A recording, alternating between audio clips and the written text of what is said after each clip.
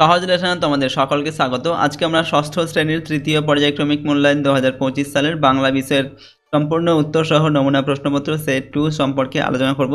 তো চলো এই ভিডিওতে আমরা দেখে নিই ক্লাস 6 এর থার্ড ইউনিট টেস্ট 2025 বেঙ্গলি সাবজেক্টের এই প্রশ্নপত্র এবং তার উত্তরগুলো।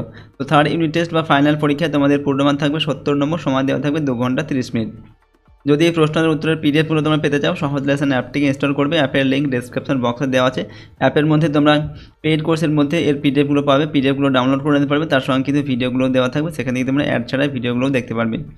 দেখো এখানে প্রথমে 1 নম্বর দাগে বলা হচ্ছে সঠিক উত্তরটি বেছে নিয়ে লেখো। 11টি প্রশ্ন দেওয়া আছে এবং প্রতিটা প্রশ্নের মান 1 নম্বর করে।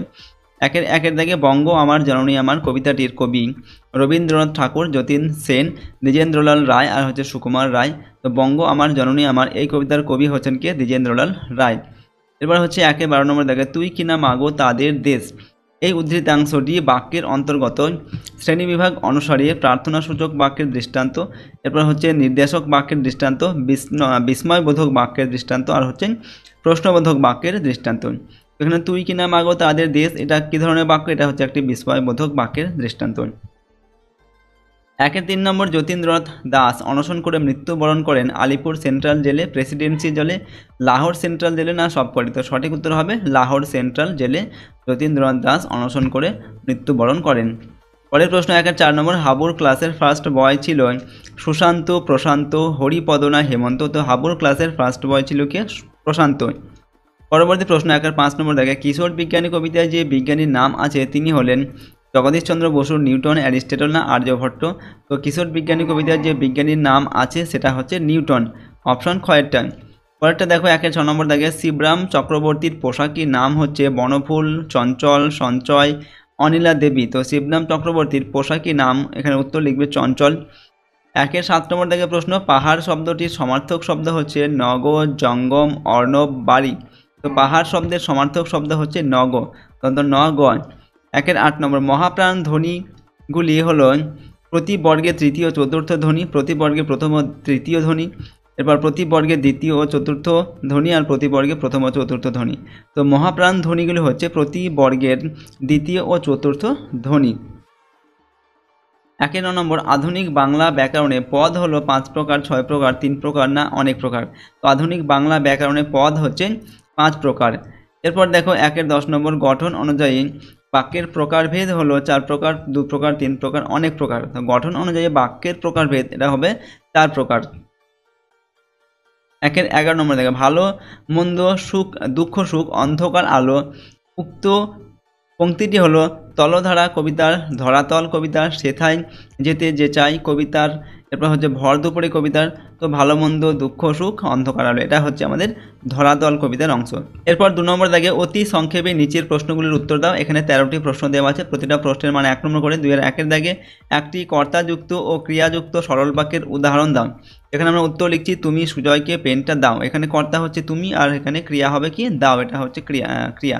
তো কর্তা এবং ক্রিয়া দুটোই আছে এই বাক্যের মধ্যে।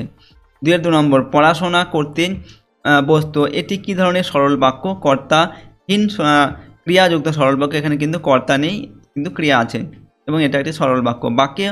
বাক্য কাকে বলে উদাহরণ দিতে হবে এখানে। তো কয়েকটি শব্দ পাশাপাশি বসে মনের ভাব প্রকাশ করলে তাকে বাক্য বলে, যেমন ছেলেগুলো মাঠে ক্রিকেট খেলছে, এটা হচ্ছে একটি বাক্য। এরপর 4 নম্বর সংযোগমূলক ক্রিয়া ব্যবহার করে একটি বাক্যের উদাহরণ দাও।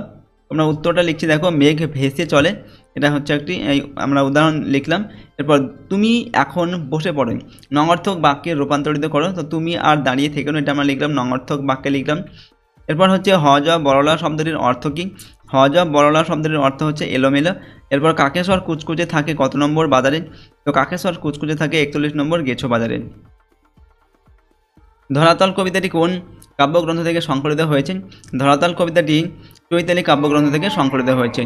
এরপর দেখো কারা ছাড়া জননীর দুঃখ দূর করা সম্ভব নয় বলে লেখকের ধারণা। তো ভারত মাতার 30 কোটি সন্তান ছাড়া জননীর দুঃখ দূর করা সম্ভব নয় বলে লেখকের ধারণা। 10 নম্বর হচ্ছে সৃষ্টি যার মুসলিম রে ভাই, হিন্দু সৃষ্টি তারই। উদ্ধৃত পংক্তিটির পরের লাইনটি লিখতে হবে। এখানে দেখো লিখবো আমরা মোরা বিবাদ করি খোদার ওপর করি যে খোদ দাঁড়িয়ে, এটা হচ্ছে পরের লাইনটা। এরপর 11 নম্বর দেখা বোলিং ক্রিজে পৌঁছাবার আগে বিষ্টু কী কাণ্ড করেছিলেন? বোলিং ক্রিজে পৌঁছাবার আগে বিষ্টু গোল হয়ে মাঠে ঘুরতে শুরু করেছিল। এরপর হচ্ছে সুধীরবাবুর কপালের ভাঁজ কিসের চিহ্ন? তো সুধীর তিনি যে সন্তুষ্ট নন তার চিহ্ন এটা। এরপর হচ্ছে 2-13 নম্বর, দেশের স্বাধীনতা প্রাপ্তির জন্য শহীদ হয়েছেন এমন দুজনের নাম লেখো। তো আমরা এখানে উত্তর লিখব, দেশের স্বাধীনতা প্রাপ্তির জন্য শহীদ হয়েছেন এমন দুজনের নাম হলো ভগৎ সিং, ভগৎ সিং, তারপর হচ্ছে ক্ষুদিরাম বসু এরা। এরপর হচ্ছে 3 নম্বর দাগে নিচের প্রশ্নগুলির সংক্ষিপ্ত উত্তর দিতে হবে। প্রশ্নের মান 2 করে 4 দুগুণে 8 নম্বর, মায়ের বেশ মলিন ও কেশ রুক্ষ কেন? তো বিদেশি ইংরেজ শাসনে ভারতমাতার গৌরব ধূলিসাৎ, পরাধীন ভারতবর্ষে দেশমাতা লাঞ্ছিত ও অপমানিত, ভারতমাতার লাঞ্ছনা ও অপমান কবিও বেদনাবোধ করেছেন, ভারতমাতার 30 কোটি সন্তান দেশমাতৃকার শৃঙ্খল মোচন করতে পারেনি, তাই ভারতমাতার বেশ মলিন ও কেশ রুক্ষ। এরপর 3-এর 2 নম্বর, 27 অক্টোবর 1904 কী ঘটনা ঘটেছিল? লেখো। 27 অক্টোবর 1904 শহীদ বিপ্লবী যতীন্দ্রনাথ দাসের জন্ম হয়। মাঝে মাঝে পাতা উল্টিয়ে বলে চলে, পাতা উল্টানোর যে কোনো একটি কারণ লেখো। তো দেখো, হাবুর রচনা পড়তে পড়তে মাঝে মাঝে পাতা উল্টিয়ে মাঝে মাঝে পাতা উল্টিয়ে বোঝাতে যায় যে সে রচনাটি খাতায় লিখেছে। খাতায় না লেখার কথা গোপন রাখতেই হাবু পাতা উল্টায় আর কি। 3-এর 4 নম্বর, কবির কল্পনায় নৌকাযাত্রায় কী কী দৃশ্য তিনি দেখেছেন? কবি কল্পনায় নৌকাযাত্রায় নদীর কূলে কূলে সবুজ ধরণী দেখেছেন কিভাবে ছায়াময় গ্রামগুলিকে প্রেম ঘিরে রেখেছে, সব কিছুই ক্ষণকালে দৃষ্টিতে ধরা দেয়, তাই তিনি ভালোবেসে ছোট ছোট জিনিসগুলোকে প্রত্যক্ষ করেন। নেক্সট হচ্ছে উধো ও বুধোর কীর্তিকলাপ নিজের ভাষায় লেখো। প্রশ্নের মান 3 নম্বর দেওয়া আছে। উধো আর বুধো হলো 2 ভাই, আর তারা দেখতেও হুবহু এক। তারা দুজনেই থাকে গাছের ফোকরে। উধো হলো হুকোওয়ালা আর বুধো হচ্ছে পোটলাওয়ালা। তারা দুজনেই হুকো আর পোটলা নিয়ে পরস্পর মারামারি করে, আবার পরক্ষণেই কোলাকুলি করে খোঁজ মেজাজে গাছের ফোকরে ঢুকে যায়। এরপর হচ্ছে নিচের প্রশ্নগুলির বিস্তারিত উত্তর দাও। প্রশ্নের মান এখানে 5 নম্বর করে 4-5-এ 20 নম্বর দেওয়া আছে। কিশোর বিজ্ঞানী কবিতাটির যে কোনো 4 লাইন মুখস্থ লেখো। তো দেখো, কবিতার নাম হচ্ছে কিশোর বিজ্ঞানী, কবি হচ্ছেন অন্নদা শঙ্কর রায়। তো আমরা লিখছি, এক যে ছিল কিশোর, তার মন লাগে না খেলায়, ছুটি পেলেই যায় সে ছুটে সমুদ্রের বেলায়। তোমরা কিন্তু পুরো কবিতাটা ভালোভাবে মুখস্থ করবে। ওকে। এরপর দেখো 5-এর 2 নম্বর, যুদ্ধ করিল প্রতাপাদিত্য। প্রতাপাদিত্য কে ছিলেন? তিনি কাদের সঙ্গে যুদ্ধ করেছিলেন? তো প্রতাপাদিত্য ছিলেন বাংলাদেশের 12 ভূঁইয়াদের অন্যতম। এরপর তিনি দিল্লির মোগল সম্রাট আকবরের সঙ্গে যুদ্ধ করেছিলেন। আকবরের পাঠানো সেনাপতি তার কাছে প্রথমে পরাজিত হয়ে ফিরে যায়। মোগল সম্রাটকে তিনি কর দেওয়া বন্ধ করে দেন। তিনি মোগল সেনাপতি মানসিংহের হাতে পরাজিত হন ও বন্দী অবস্থায় দিল্লি যাওয়ার পথে বারাণসীতে তার মৃত্যু হয়। 5-এর 3 নম্বর, জেলে অনশনের সময় যতীন দাস জ্ঞান হারিয়ে ফেলেন কেন? তো 8 দিন পরে যতীনের অনশন ভঙ্গ করার জন্য ভোরবেলায় জেল ডাক্তার ও 8 জন হৃষ্টপুষ্ট পাঠানকে সঙ্গে নিয়ে যতীনের সেলে প্রবেশ করেন। ডাক্তার একটি সরু নল যতীনের নাকের মধ্যে প্রবেশ করিয়ে দেন এবং দুধ ঢালতে শুরু করেন। কোনো উপায় না দেখে ইচ্ছাকৃতভাবে যতীন জোরে জোরে কাশতে থাকেন, ফলে নলটির মুখ খাদ্যনালী থেকে সরে শ্বাসনালীর মধ্যে ঢুকে যায়। কিছুটা দুধও যতীনের ফুসফুসের মধ্যে ঢুকে যায়, ফলে যতীন জ্ঞান হারিয়ে ফেলেন। এরপর দেখো 5-এর 4 নম্বর, হাবু শেষের দিকের বেঞ্চে বসতে চায় না কেন? সে শেষ পর্যন্ত কোথায় গিয়ে বসে? হাবু শেষের দিকের বেঞ্চে বসতে চায় না, কারণ হচ্ছে শেষের দিকে বেঞ্চে বসা ছাত্রদের প্রতি মাস্টারমশাইরা কড়া নজর রাখেন। হাবু মাস্টারমশাইয়ের তীক্ষ্ণ নজর এড়াবার জন্য শেষ পর্যন্ত মাঝামাঝি জায়গায় 3 কড়ির পাশে গিয়ে বসে। 5-এর 5 নম্বর, কাকেশ্বর কুচকুচে কোথায় থাকে, তার পরিচয় কি? কাকেশ্বর কুচকুচে থাকে 41 নম্বর গেছো বাজার কাগিয়াপটি অঞ্চলে। কাকেশ্বর কুচকুচে হচ্ছেন সনাতন বায়স বংশীয় দাঁড়িকুলিন অর্থাৎ দাঁড়কাক। সে পেশায় একজন ব্যবসায়ী, হিসাবি ও বেহিসাবি, খুচরা ও পাইকারি সকল প্রকার কার্য কাকেশ্বর কুচকুচে বৈজ্ঞানিক পদ্ধতিতে সম্পন্ন করে থাকে। পরের প্রশ্ন দেখবো 6 নম্বর দেখে, যে কোনো একটি অনুচ্ছেদ রচনা করতে হবে তোমাদের এখান থেকে। প্রশ্নের মান 5 নম্বর এবং 100টি শব্দের মধ্যে লিখতে হবে এই অনুচ্ছেদ রচনা। প্রথমে রয়েছে স্বামী বিবেকানন্দ, তারপর গাছ লাগাও প্রাণ বাঁচাও, আর হচ্ছে একটি ভ্রমণের অভিজ্ঞতা। তো যে কোনো একটি বিষয়ে আমাদের লিখতে হবে এই রচনা। আমরা স্বামী বিবেকানন্দ সম্পর্কে লিখছি রচনাটি। 1863 খ্রিস্টাব্দে 12 জানুয়ারি বিবেকানন্দ উত্তর কলকাতার সিমলা স্ট্রিটে বিখ্যাত দত্ত পরিবারে জন্মগ্রহণ করেন। তার পিতার বিশ্বনাথ দত্ত এবং মাতা ছিলেন ভুবনেশ্বরী দেবী। মায়ের দেওয়ার নাম ছিল বীরেশ্বর, আর সবাই তাকে ডাকতো বিলে নামে। বাল্যকালে বিলে ছিল দুরন্ত ও সাহসী সব বিষয়ে ছিল তার অদম্য কৌতূহল। আসল নাম নরেন্দ্রনাথ দত্ত।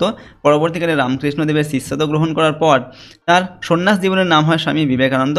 তিনি উত্তর কলকাতা মেট্রোপলিটন স্কুল থেকে প্রবেশিকা এবং কলকাতা বিশ্ববিদ্যালয় থেকে বিএ পাশ করেন।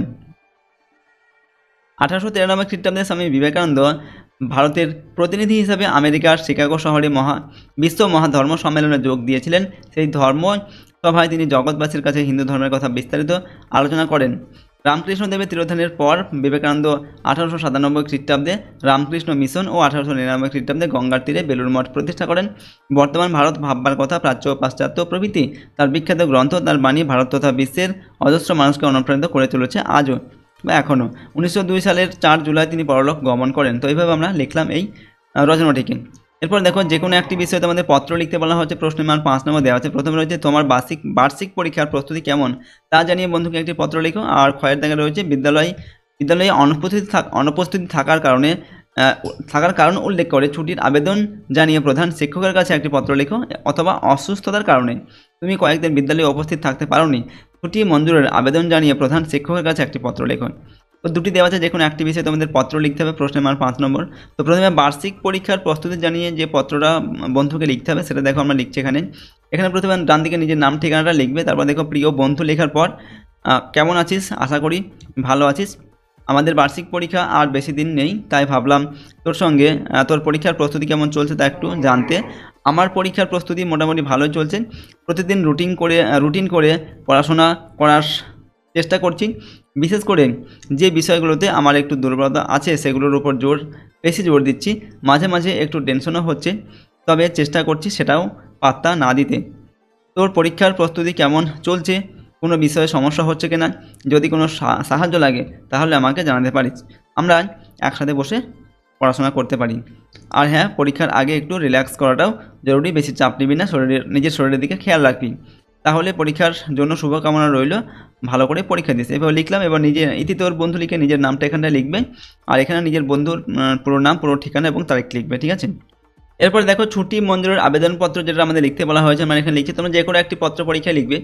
এখানে প্রথমে আমরা কি লিখবে, মাননীয় প্রধান শিক্ষক মহাশয়, তারপর নিজের বিদ্যালয়ের নাম, বিদ্যালয়ের ঠিকানা এবং তারিখ লিখবে, ঠিক আছে। তারপর বিষয়টা কি না, অসুস্থতাজনিত কারণে ছুটি মঞ্জুরের আবেদনপত্র, এটা হচ্ছে আমাদের বিষয়টা, এটা আমরা লিখলাম।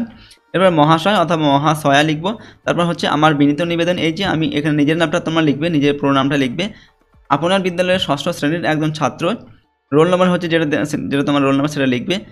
এখানে আমরা একটা তারিখ দিয়েছি 8/11/2025 থেকে 10/11/2025 তারিখ 25 পর্যন্ত। প্রবল জ্বরে আক্রান্ত হওয়ার কারণে আমি বিদ্যালয়ে অনুপস্থিত ছিলাম বা উপস্থিত থাকতে পারিনি, তোমরা লিখতে পারো। এখানে যে ডেটটা দেওয়া হয়েছে সেটা তোমরা চেঞ্জ করে বা পরিবর্তন করে লিখতে পারো। সুতরাং উক্ত 3 দিন ছুটি মঞ্জুর করে আমাকে বিদ্যালয়ে নিয়মিত ক্লাস করার অনুমতি দিলে কৃতজ্ঞ থাকবো, এরকমভাবে লিখলাম। এরপর বিনীত হচ্ছে লিখবে আপনার একান্ত অনগত ছাত্র, এখানে নিজের পুরো নামটা লিখবে। তারপর হচ্ছে শ্রেণী হচ্ছে 6ষ্ঠ, রোল নম্বর লিখবে, সেকশন থাকলে সেকশনটা লিখবে। তো এরকম করে এই পত্রটি তোমরা লিখতে পারো।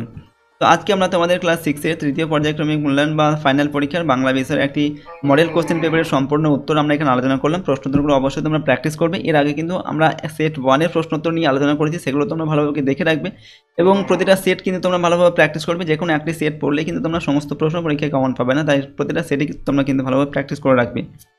যদি এই প্রশ্নদের পিডিএফগুলো পেতে যাও, সহজ লেসন অ্যাপটিকে ইনস্টল করবে। অ্যাপের লিঙ্ক ডেসক্রিপশন বক্সে দেওয়া আছে এবং সেখান থেকে তোমরা পেড কোর্সের মধ্যে পিডিএফগুলো পাবে। পিডিএফগুলো ডাউনলোড করে দিতে পারবে, তার পাশে ভিডিওগুলো দেওয়া থাকবে, সেখান থেকে তোমরা ভিডিওগুলো দেখতে পারবে অ্যাড ছাড়াই।